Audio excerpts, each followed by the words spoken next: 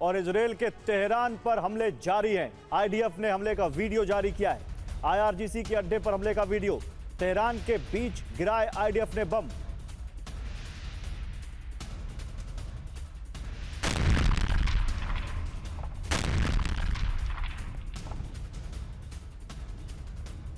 एक और बड़ी खबर, अमेरिका के सैन्य बेस पर ईरान के हमले।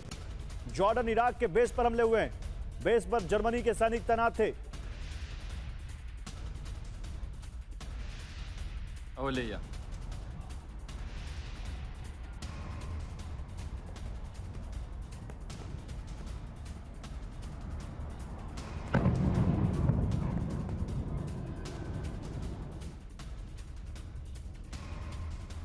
तो देखिए, अब मध्य पूर्व में अमेरिका के मित्र देशों पर ईरान के हमले लगातार जारी हैं, जिसमें यूएई पर 137 मिसाइलों से हमला किया गया। सऊदी अरब पर ईरान की 46 मिसाइलों ने तबाही मचाई, जबकि कतर पर 65 मिसाइलें दागी गईं। जॉर्डन में ईरान की 49 मिसाइलें पहुंची। बहरीन में 11 मिसाइल से नेवल बेस पर हमला किया। कुवैत में अमेरिकी सैन्य ठिकानों पर ईरान ने 13 मिसाइलें दागी, जिन्हें इंटरसेप्ट करने का दावा कुवैत ने किया है।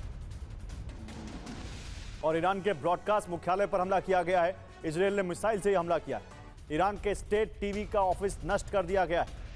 इजरायल ने ईरान के कम्युनिकेशन के एक बड़े साधन स्टेट टीवी को नष्ट कर दिया। स्टेट टीवी के दफ्तर पर यह हमला हुआ है, जो कि ब्रॉडकास्ट हेडक्वार्टर में था।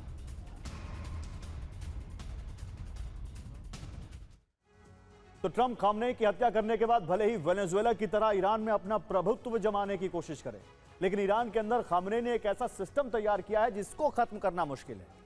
यह जरूर हो सकता है कि सुप्रीम लीडर के पद के लिए इस सिस्टम में आंतरिक टकराव हो, लेकिन खामनेई की धार्मिक विचारधारा को ईरानियत और ईरान की मिट्टी से अलग करना बहुत मुश्किल है। टीवी 9 भारतवर्ष की इस एक्सक्लूसिव स्टोरी में हम आपको यह बताने वाले हैं कि खामनेई के बाद ईरान का क्या होगा, नया सुप्रीम लीडर कौन बन सकता है और कैसे ट्रंप के लक्ष्य अधूरे रह सकते हैं। 22 जून 2025 के हमलों का लक्ष्य ईरान के परमाणु संयंत्रों को तबाह करना था। 28 फरवरी 2025 के हमलों का लक्ष्य ईरानी नेतृत्व को खत्म करना है।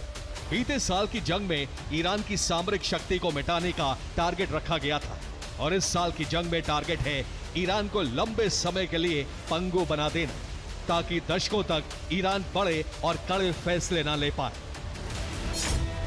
इजराइल का लक्ष्य ईरान के पूर्व, वर्तमान और भविष्य के नेतृत्व को खत्म करना है।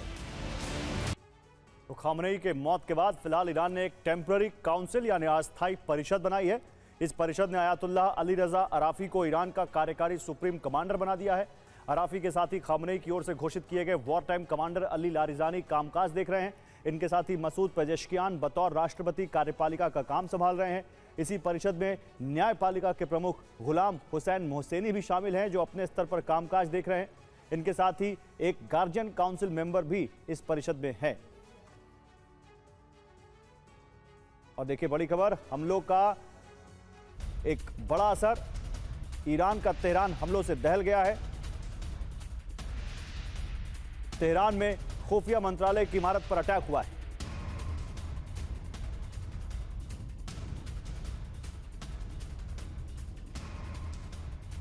उधर ईरान पर हमले की नई लहर देखने को मिल रही है। चाबहार के पोर्ट पर अमेरिका ने हमला किया है। यूएस फाइटर प्लेन ने मिसाइलें दागी हैं। पोर्ट क्षेत्र में बड़े धमाके जारी हैं। तो चाबहार का पोर्ट, जहां भारत का भी इंटरेस्ट है, देखिए वहां पर अमेरिका ने बड़े हमले किए। पोर्ट क्षेत्र में बड़े धमाके जारी हैं, ऐसी जानकारी मिल रही।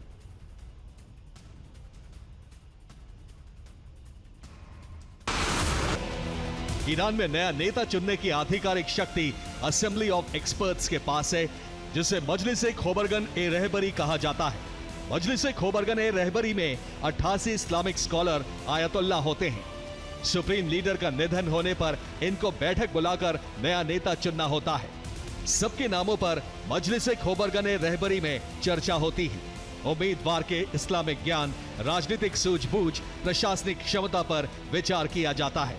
88 सदस्यों में से 59 सदस्यों के वोट पाने वाले को सुप्रीम कमांडर चुन लिया जाता है। और इस पद के पहले दावेदार माने जा रहे हैं आयतुल्लाह अली रजा अराफी, जिन्हें 1 मार्च को ही सुप्रीम कमांडर नियुक्त किया गया। ये ईरान की गार्जियन काउंसिल के सदस्य हैं। इन्हें 2 दशक लंबा प्रशासनिक अनुभव है और इस्लामिक रिवॉल्यूशनरी गार्ड्स कोर में इनकी गहरी पैठ है। दूसरा नाम है अयातुल्लाह हाशम खशेमजादे हेरी।